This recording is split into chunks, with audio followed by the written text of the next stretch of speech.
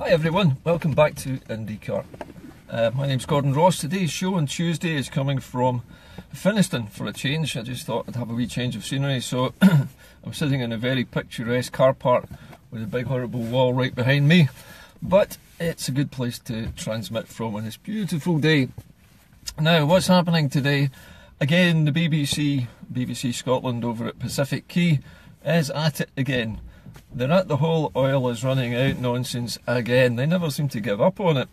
So today's news on the Scottish segment, if you like, the 2 minutes of propaganda news that we get during the morning breakfast show on the BBC, was claiming today that the number of new wells drilled in the North Sea is at an all-time low, as if this was some kind of surprise. The reason it's at an all-time low is because there are already thousands of oil wells all pumping away furiously out in the North Sea, making billions of pounds for the oil companies. And the reason there's only 90 new wells drilled is they're running out of space in the North Sea to drill holes in.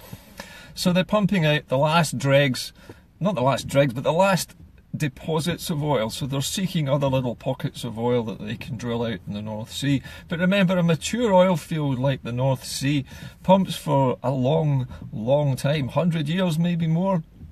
The oil is not running out. It's just it's not been pumped recently because the price was low. Now the price has risen up to over $60 a barrel. It's definitely worth pumping the oil. So the oil companies are pumping it out furiously and selling it as fast as they can. The American shale oil business and the Gulf states' massive oil exports are what drives the price of oil. If there's too much being produced by America or by the Arab states, then the price drops. And so there has been a scaling back of production in Saudi Arabia and in the OPEC states, which has led to the price stabilising and recovering, which now means that oil is on the up again. But this business of the 90 wells is bothering me because, again, the BBC is trying to make it sound as though somehow or other the North Sea is a failure and there's no more oil and the number of wells being drilled is less, so this is bad news. No, it's not bad news at all. The North Sea as an oil-bearing area of, shall we say, British for the time being territory, but Scottish when we're independent territory. But that oil-bearing seabed is massive. It covers more than the area of the whole United Kingdom. And it is a mature field. So they've drilled as many oil wells as they can just about manage to put in it without the entire thing collapsing in. But it's not the end of the story. As we know, there are new oil fields being discovered to the west of Shetland. Now, this is an area to the north of Scotland, so it's not really in the North Sea, it's in the North Atlantic, but it's still inside Scottish territorial waters, and it's still on a continental shelf. The water is deeper, but the oil west of Shetland is far higher quality. It's a much richer and thicker oil. There is more money to be made out of it. And the companies that have been drilling on that part of the basin west of Shetland have now perfected the method for actually drilling this stuff out from the deeper water. So with that now happening, we can forget worrying about the North Sea oil running out, because it's not running out. It's going to keep pumping for 50, 60, 70 more years yet, plus we've got new fields coming on stream in the north.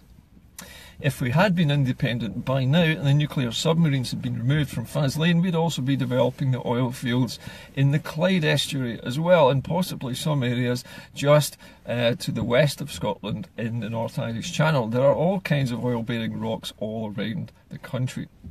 So the BBC, please just stop it. I mean, we all know that you're trying to do Scotland in, and we know that every time you publish or produce another one of these so-called surveys, it's all to make us feel bad about North Sea oil. Well, I'm sorry, but we see through this now, and nobody believes a single word that you say.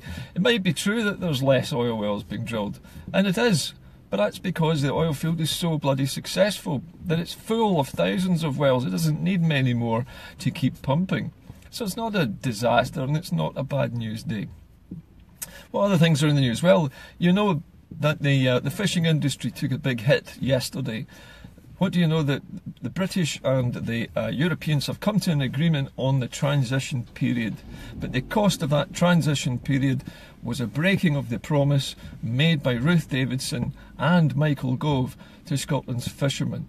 They promised that there would be no EU quotas after Brexit. After the 19th of March, there would be no EU quotas. Even during the transition phase, they said there would be no quotas, that the British fleet would be able to fish its waters to the exclusion of all others. They were lying. It's now been sold out. The whole of the fishing industry, that vow was broken instantaneously. They threw the fishermen under the bus in order to get the transition deal off the ground. So that's the first sacrifice that's been made of people who've had vows made to them to vote Tory. And the fishermen fell for it again, hook, line and sinker, if you'll pardon the expression. I know it's a little bit inappropriate, but the poor fishermen have been done over again like a kipper. Sorry about the pun there as well. But the point is that the fish stocks were being overfished in the past by the British fleet, and because they were getting EU money to build bigger and more effective fishing boats back in the 80s, they overfished like crazy until there was virtually no stock left, and they've had to accept fishing quotas to let the fish stocks recover. Otherwise, they'll all be out of business anyway. So, fishermen, I'm sorry, but you made a mistake. You backed the wrong horse here. You believed the Tories, and yet again the Tories have flung you under the bus again after promising that they would never do that and they would protect your fishing grounds during the transition period. Well, they haven't.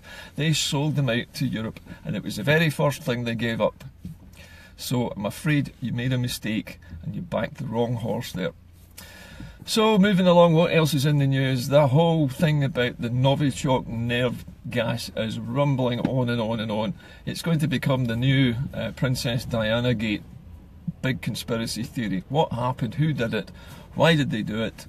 Was it real? Was it a false flag? Well, nobody really knows. All we do know is that it gave the British government an excuse to divert everybody's attention away from what was happening with the transition deal and on to blaming the Russians for something which, let's face it, was a relatively small attack on 2 people.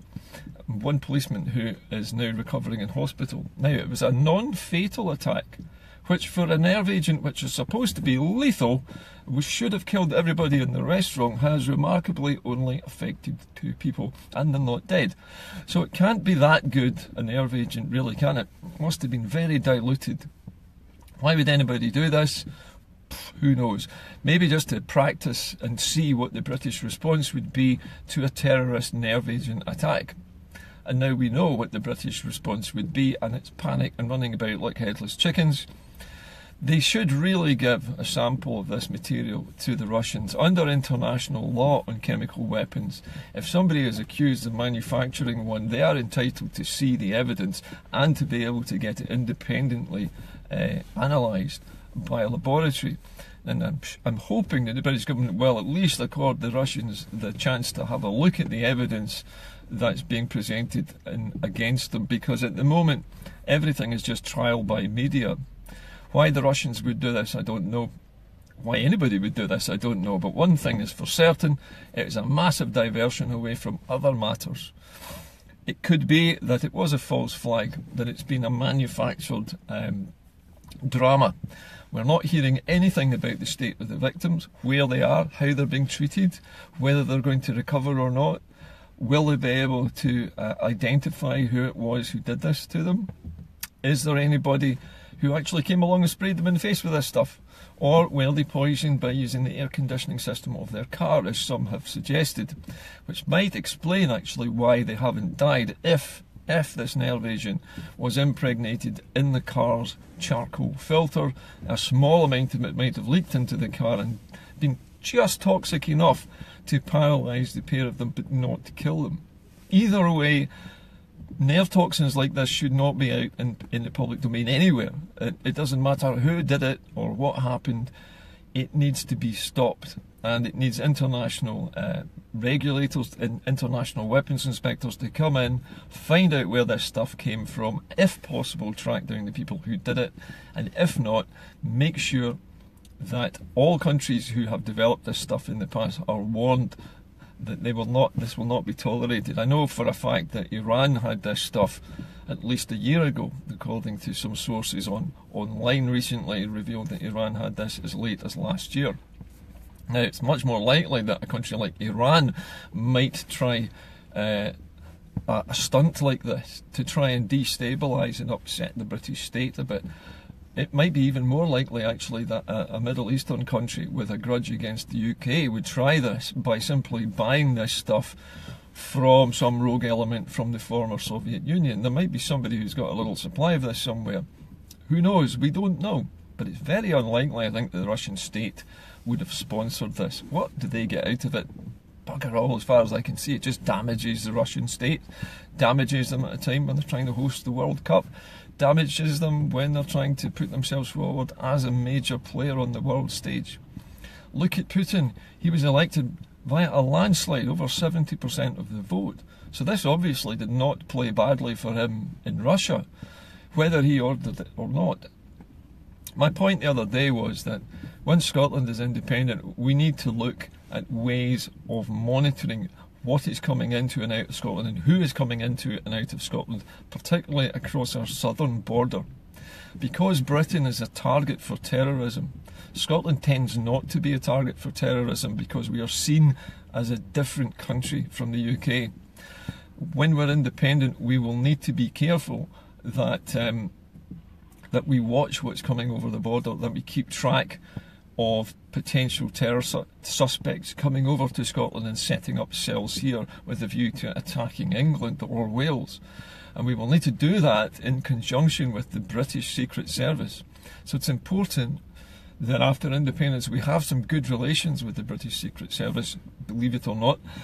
I criticise them a lot, but at the same time these people are the only protection you have against terrorism, and they work away in the background without any thanks and without recognition.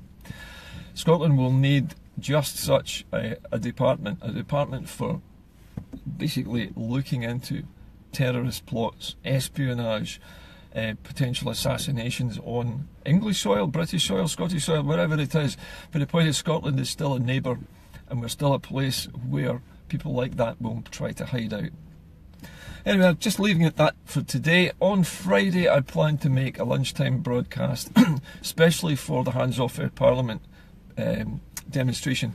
I can't make it, unfortunately, because a large burst pipe has occurred right in front of my house, and it's in my property. It means I've got to get it repaired, and that means a lot of money and expense. Plus my youngest, I'm having to run him on a Duke of Edinburgh expedition on Friday, which was postponed due to the snow, so I'm kind of in a bind. But I would like to do some kind of address live stream on Friday lunchtime. I'm hoping about 1 o'clock, so that everybody who's on the Hoop demonstration, everybody who's got their Saltire shields, everybody who's joining hands will be able to listen and watch the broadcast, and it'll give me a chance to say what I had wanted to say to the crowd on Friday anyway. So I'm not one for speeches, but I'll try and say something which I think is important and appropriate for the occasion of us trying to demonstrate our support and our protection of our Parliament, which was so hard won and is so important to the protection of this country from Tory cuts at the moment, and from the austerity which blights the whole of the UK at the moment. Once Scotland is free of that, we will need that Parliament. There is no way on earth we should ever allow anybody to shut it, to disempower it, or to neutralise it in any way. And we know that Ruth Davidson would do that in a heartbeat. She wants to head down to London to be a big shot in the Tory party down there. She is not a Scot. The fact that she has a slightly Scottish accent is an accident of birth. She is no Scot, and she has no interest at all in maintaining Holyrood. It was a stepping stone for her to train up to go into British politics in Westminster, nothing more. Don't trust Ruth Davidson as far as you can throw her. Look what she's done to the fishermen already. So I'll be making that speech on Friday. In the meantime, I'll try and bring you news in the usual way over the next couple of days. Anything that comes up, I will pass along to you. If anyone has any news or any inside information for the next few shows, please get in touch with me by private message, and I'll speak to you all later. Bye for now.